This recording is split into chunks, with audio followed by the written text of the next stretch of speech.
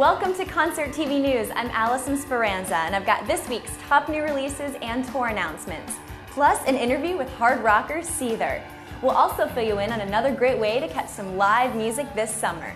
It's all coming up on this August 4th, 2008 edition of Concert TV News.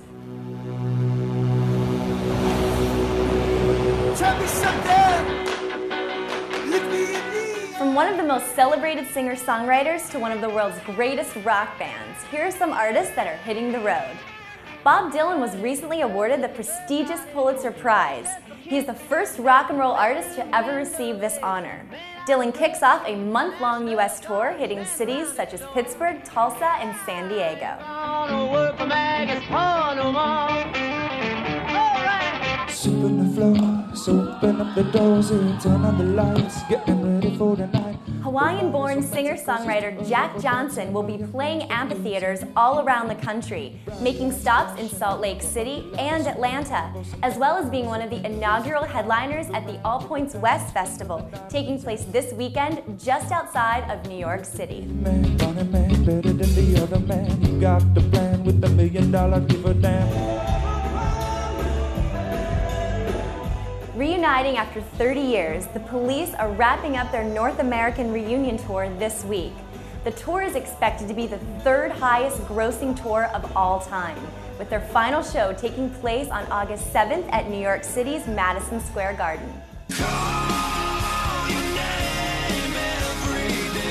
The Police may be wrapping up their final tour, but South African rockers Seether are out on the road this week, hitting cities such as Dallas, Austin, and San Antonio. We recently sat down with the band to talk about life on the road, their latest album, Finding Beauty in Negative Spaces, and their #1 hit, Fake It. Take a look. The tour so far has been awesome, really well attended. I think now with the success we've had overseas and what we've been able to do worldwide, I think that there's a lot of pride now. It's kind of interesting to watch the progression. I mean, when we first came out, our first single was Just Going to Radio, Fake It, and we're playing them live, and it's nominal applause or something, because they're not really familiar. And here we are, 10 months later, and on our second single, and when we kick into the first lines of Fake It, the bass line, the crowd just, goes nuts, and it makes the hair on the back, of your neck stand up. We approached this album as a three-piece. It was just the three of us, and I think because this wasn't our first album, we'd been in the studio before, experienced, I like to think, we were pretty open-minded to some new ideas. One of the hard things to do is to choose what's not going to go on the album. It always comes down to a short list of 15 or 16 songs, and then the real hard part is to choose which final 12. I think in the end, we came to the best possible, combination we could, And then there's track listing, which is another important thing. You want it to flow, and if you put the CD on, you want to be able to listen to the whole thing. And I think in the digital age, that doesn't really happen very much, but it's something that's still important to us. So there's definitely a lot of thought that goes into it.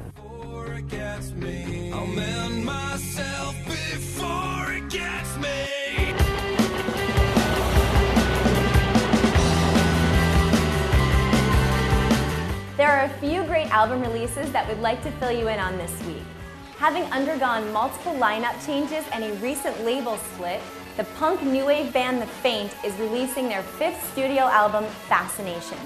This is their first album in 4 years and the first on their newly formed label.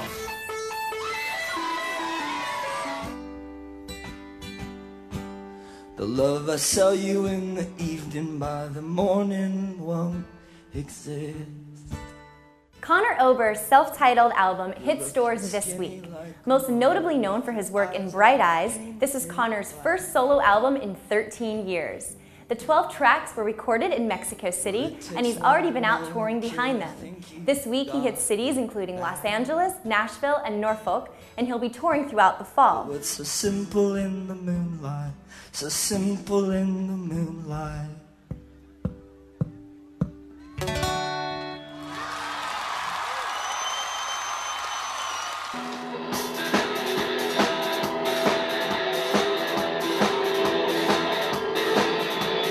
All summer long, we've been talking about fun and unique ways to get out and see live music. Another great way is to head down to the southernmost tip of New York City to check out the live music scene at the South Street Seaport. Part of the River to River Festival, now in its 7th season, the Seaport Festival offers fun, free live music events at night on the water. Jennifer Glass recently sat down with the festival's producer, Stephen Dima, to get the scoop on this live music event. Here's what he had to say. So we are here on a beautiful Friday night in the summer in downtown Manhattan. And when I say downtown, I mean downtown. We are in the South Street Seaport, and we're here with Stephen Dima, who's the producer of the South Street Seaport Music Festival. You got involved in this festival when? When did it start? How did it begin? Well, after September 11th, actually, a group of partners in Lower Manhattan got together and formed the River to River Festival. And I came over here and kind of rediscovered the Seaport and felt like we could do some really great things here, and started the Seaport Music Series, and here we are today. Maybe this is an obvious question, but why the South Street Seaport? It was just the space, the water. What made it extra attractive for you? I felt like it was a really special place that you can build like a free outdoor club, basically. So that's what we set out to do, and here we are. It's free, you don't need a ticket, you don't need to do anything, you just show up and hope you find a good place. I love introducing new stuff to New York, to Lower Manhattan for free. It's really crazy. One year we had Hot Chip, there were 5,000 people here, so 2 years ago. A lot of people just kind of wander down to this part of town on a Friday night anyway, and I'm wondering, who are you targeting? Who are you trying to get to the Seaport to see this music? Oh, I mean, the audience that it ends up being is real music fans. And you see, there's a kid here that comes. I think he's probably about 18 or 19. And this kid's been coming here since he's like a little boy. And it's kind of like now why I do it. Like he's like represents, like he's here now. I mean, he shows up at like 4 o'clock every Friday night for every band.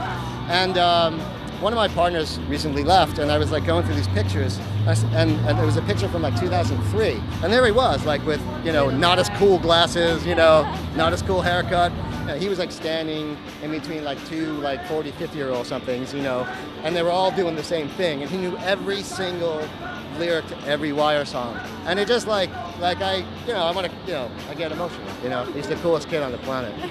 It's a great spot to see music, so check out the website, come on down if you're in striking distance of New York, and if you're not, well, you still got time to come down this summer, or certainly next summer. It sounds like it'll be going on strong.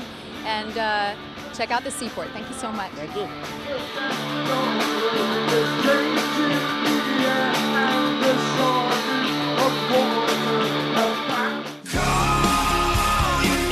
That does it for this week's edition of Concert TV News. Come back every week for a new installment of the latest album releases, tour announcements, exclusive interviews, and more. Thanks for watching. Hate the mind.